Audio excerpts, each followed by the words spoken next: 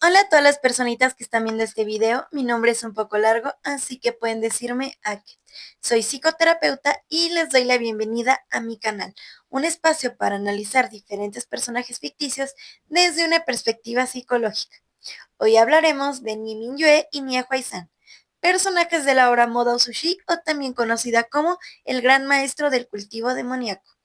El objetivo de este video no solo es entretener, sino también informar y generar un espacio para hablar de salud mental a través del análisis psicológico de estos personajes.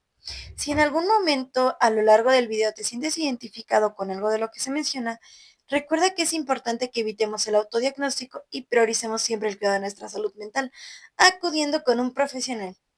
Y bueno, puede que no pronuncie muy bien los nombres a lo largo del video, pero prometo en esforzarme para intentarlo. Dicho esto, ahora sí, comencemos. Aunque Modo Sushi posee varias versiones como la novela, el donghua, el manga, el live action, entre otras, este análisis se basa principalmente en la novela, ya que es el origen de esta obra. Sin embargo, estaré usando escenas de otras adaptaciones como apoyo visual y como complemento a la novela, ya que al ser narrada desde el punto de vista del protagonista, hay huecos que podemos llenar con estas adaptaciones, al ser oficiales. Y bueno, para dar estructura a este video, voy a comenzar por Nie Mingyue y finalizaré con Nie Huaizhan. De igual manera, me gustaría aclarar que estos análisis se basan en la narrativa y las conductas que se pueden observar en la obra, ya que al ser personajes ficticios no podemos complementar o mejorar estos análisis por medio de entrevistas clínicas o test estandarizados. Comenzando con Nie Mingyue, este es un personaje que se nos presenta como alguien fuerte y de carácter definido, alguien que lucha por sus valores y principios, pero conforme va pasando la obra, podemos notar que es alguien bastante intolerante y de baja escucha. Es así que para comenzar su análisis me gustaría destacar dos elementos fundamentales, siendo estos un duelo no resuelto y un posible trastorno explosivo intermitente. Empezando por el duelo, es importante mencionar que este es un proceso emocional y psicológico que se atraviesa ante la pérdida significativa. Esta puede ser material, social, afectiva o de otra manera. En el caso de Nien Yue, no contamos con mucha información disponible de él. Sin embargo, sabemos que este duelo se origina a partir de la muerte de su padre. De acuerdo con la obra, el anterior líder Nie muere tras una caza en la que su sable se rompe y resulta herido. Después de esto, lucha entre la vida y la muerte durante 6 meses para terminar falleciendo. Este desafortunado acontecimiento se le atribuye a Wen Rohan, debido a que tiempo atrás había golpeado el sable del líder Nie con uno que él había recibido para ver cuál era mejor. Debido a esta acción, la secta Nie termina responsabilizándolo por lo sucedido con el arma en la casa del líder Nie. A partir de esto, la secta desarrolla un profundo resentimiento hacia los Wen, especialmente Nie Mingyue, quien los llama despectivamente los perros Wen, y muestra desprecio por cualquiera que lleve este apellido. A partir de este fragmento en la obra podemos observar varios elementos sobre el duelo, como es el dolor persistente, la ira, el resentimiento y una marcada generalización del enojo, pues la herida emocional no disminuye con el paso del tiempo, ya que cuando Meng Yao menciona este suceso, Ni Mingyue sigue reaccionando con el mismo enojo y malestar que cuando su padre fallece. Esto también evidencia que su odio hacia cualquier miembro del clan Wen se dirige de manera general y no hacia la persona a la que le atribuye la culpa, que es Wen Rohan en este caso.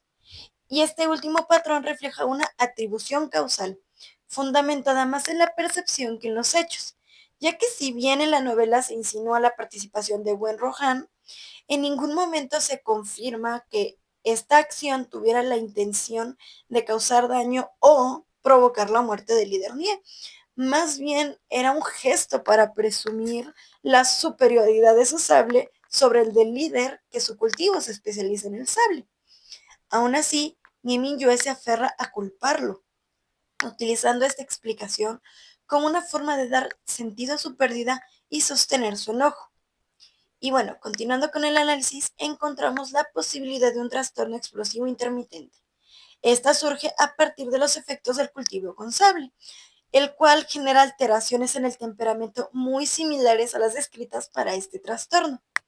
De acuerdo con el DSM-5-TR, manual diagnóstico utilizado en el área de la salud mental, este trastorno se define como un trastorno del control de impulsos caracterizado por episodios recurrentes en la pérdida del control y en los que se presentan estallidos de ira desproporcionados respecto a las situaciones que lo provocan. En el caso del líder Nie, el cultivo con sable parece haber desencadenado síntomas compatibles con varios de los criterios de este trastorno. Comenzando por la agresión verbal o física recurrente, esta suele ser especialmente dirigida hacia Jin Yao, a quien llega a arrojar de las escaleras, rebajar públicamente llamándolo hijo de una trabajadora de burdel, por no decirle de otra manera, e incluso a intentar asesinarlo, siendo este último acto detenido por Lan Chichen. A esto se le suma la amenaza de muerte contra Shui Yan tras su absolución del delito por Jin Wanshan y quemar la colección de arte y abanicos de Nie Huaizang. También se observa una reacción agresiva desproporcionada. Aunque Nie Mingyue mantiene cierta aversión previa hacia Jin Yao, el desencadenante inmediato de la confrontación fue la absolución de Shui Yang, de manera que lo enfrenta bajo la sospecha de que él participó en los crímenes cometidos por este. Y aun cuando posteriormente se confirma su implicación en la obra, el hecho de reaccionar con violencia física, desprecio y amenaza de muerte, una presunción, constituye un comportamiento excesivo. De igual manera, quemar las pertenencias de Nie Huaizan solo porque éste se niega a practicar con su sable representa una respuesta que sobrepasa la magnitud del estímulo. A esto también le podemos sumar que tales acciones son impulsivas y no premeditadas, ya que no parecen formar parte de una estrategia ni buscan un beneficio personal, simplemente surgen como reacciones inmediatas al enojo, tanto en su conflicto con Jin Yao como en la destrucción de los objetos de su hermano. Finalmente, todas estas conductas generan un deterioro significativo en su vida y en sus relaciones, puesto que su vínculo con Nie Huaizan se fractura de manera progresiva y su desempeño como líder también comienza a verse afectado. Estos arranques de ira culminan incluso en su muerte, producto de una desviación de ki. Y aunque Jin Yao contribuye a agravar los síntomas hasta llegar a este desenlace, los indicios previos ya mostraban un patrón creciente de descontrol emocional que lo encaminaban hacia este resultado. En conjunto, podemos observar que a pesar de su firmeza y rectitud, Ni Mingyue tiene a imponer su visión de la justicia y sus ideales y expectativas, como sucede con Jin Yao o Nie Huaizang, derivada de sus propias vivencias. Ahora sí, continuando con Nie Huaizang, este personaje se nos presenta inicialmente como alguien que se mete en problemas con facilidad y que carece de autonomía, recurriendo constantemente a los demás para obtener ayuda, especialmente de Lan Chichen y Jin Yao. Sin embargo, esta imagen funciona como una fachada, pues al final de la obra se revela que en realidad es una persona meticulosa, calculadora y profundamente estratégica. En el caso del área psicológica, podemos destacar dos características psicológicas relevantes, que son un duelo traumático y rasgos antisociales de la personalidad. Con respecto al duelo traumático, esta se debe a que la información directa está limitada, pero los acontecimientos permiten inferir que Nie Huaizan experimenta una pérdida profundamente marcada por el trauma, puesto que él presencia la muerte de su hermano Nie Mingyue durante una desviación de ki, un evento súbito, violento y fuera de su control. Este evento es especialmente significativo, dado que Mingyue era su única familia, su figura de crianza y la persona más importante para él en su vida. Más allá de cualquier conflicto previo, la escena que presencia no solo implica la muerte de un ser querido, sino también la vivencia directa del peligro, lo que intensifica el carácter traumático. Este contexto puede identificarse características propias de un duelo traumático, pues la muerte de su hermano se transforma en la fuerza que impulsa y define todas sus acciones, reorganizando por completo su forma de entender el mundo a partir de la injusticia que percibe, y esta pérdida, lejos de elaborarse emocionalmente, queda fijada en una búsqueda persistente de venganza que sustituye cualquier posibilidad de duelo, convirtiéndose este en el eje por el cual gira su vida y bloqueando así cualquier proceso emocional saludable. A partir de este momento, su historia psicológica experimenta un quiebre significativo. El trauma deja de ser únicamente el origen de su sufrimiento y se convierte en la base emocional que sostiene su vida, marcando un antes y un después en sus comportamientos, lo cual se vincula directamente con el siguiente punto. Pero antes de avanzar con el siguiente punto, que son los rasgos antisociales, es importante aclarar que un rasgo es una característica psicológica estable y es una forma consistente de pensar, sentir y comportarse. Y esta se mantiene a través del tiempo y en diversas situaciones. Estos pueden ser adaptativos o desadaptativos. En Ñejo y Sana aparecen ambos, aunque en diferentes etapas de su vida. En el caso de los rasgos adaptativos, por así decirlo, estos le permiten un ajuste en su entorno, como observamos durante su adolescencia, durante su estadía en el receso de las nubes. En esta etapa observamos que posee una notable capacidad estratégica y un pensamiento calculador, además de una marcada tendencia a romper reglas de manera controlada, especialmente en situaciones en las que su vida puede hacerse más cómoda o más entretenida.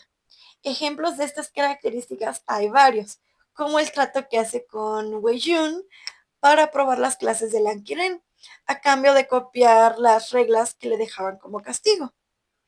Su accesibilidad a libros con contenido inapropiado, uno de los cuales incluso le presta a Wei Yun y termina ocupando para molestar a Lan Wangji, y también manipula ligeramente am, su imagen, por así decirlo, para quedar bien frente al Lan Chichen, con la finalidad de que éste hable bien de él con su hermano, ya que Lan Chichen y Ni Mingyue ya son amigos para este entonces. O también aprovecha la ausencia de Lan Qiren para beber, jugar o vagar junto a Jian Cheng y Wei Yun.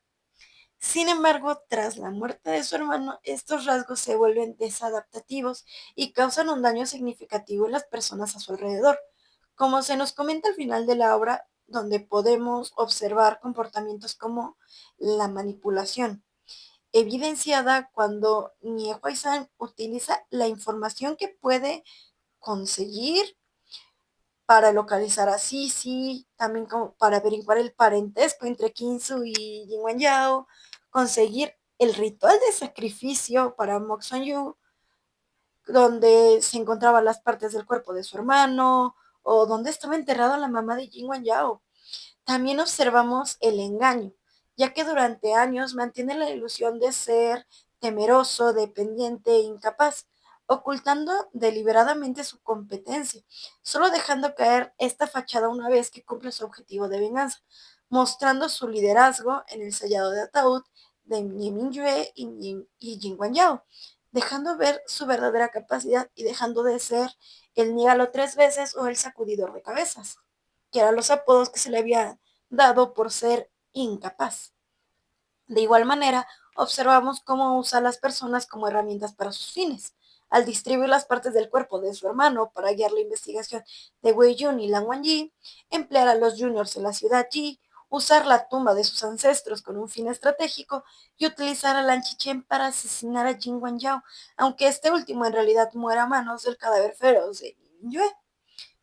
Y por último, observamos la ausencia de remordimiento, ya que a pesar de ver las consecuencias devastadoras que le provocó a Lan Chichen, Nie Huaizan no muestra culpa, pues su objetivo se cumplió, y eso parece bastarle. Incluso cuando Wei Yun lo confronta de manera discreta y él en vez de negar o confirmar su participación, mantiene una postura fría. Incluso la autora llega a mencionar que en algún momento Nieho Aizan llegaría a ocupar el puesto de jefe cultivador, lo que sugiere que no experimenta arrepentimiento y que ya no necesita ocultarse. Esta declaración de la autora abre la pregunta de que si Nieho Aizan podría transformar estos rasgos desadaptativos en rasgos adaptativos beneficiosos para su liderazgo o si, por el contrario, podrían evolucionar hacia un trastorno de la personalidad antisocial. En conclusión, ambos hermanos nos ofrecen reflexiones valiosas desde sus propias historias.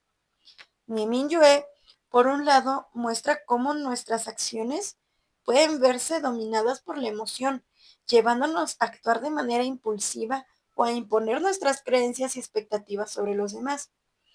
Esto no significa que debamos tolerar conductas que nos dañen, ni justificar acciones ajenas bajo la idea de así son ellos, sino reconocer la importancia del diálogo, la flexibilidad y la tolerancia, siempre dentro de los límites que no vulneren a nadie. Por otro lado, Niehuai Sang evidencia que las apariencias suelen ocultar mucho más de lo que imaginamos. A menudo juzgamos a las personas según lo que vemos en la superficie, sin considerar la complejidad de sus capacidades, su forma de pensar o la manera en la que confrontan la vida.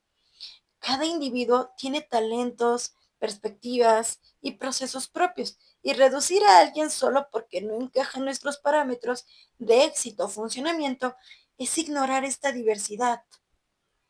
En conjunto, ambos nos permiten observar que nuestra vida no es el centro del universo de los demás, aunque sí lo es de nuestra propia existencia, y que podamos cuidarla abriéndonos a realidades que exceden lo que percibimos de manera inmediata, también nos permite reconocer nuestras propias limitaciones, aceptar las diferencias y permitirnos aprender del otro. También son maneras en las que podemos vivir con mayor conciencia y humanidad. En fin, si te gustó el video, no olvides dejar tu like, suscribirte y seguirme en mis otras redes sociales.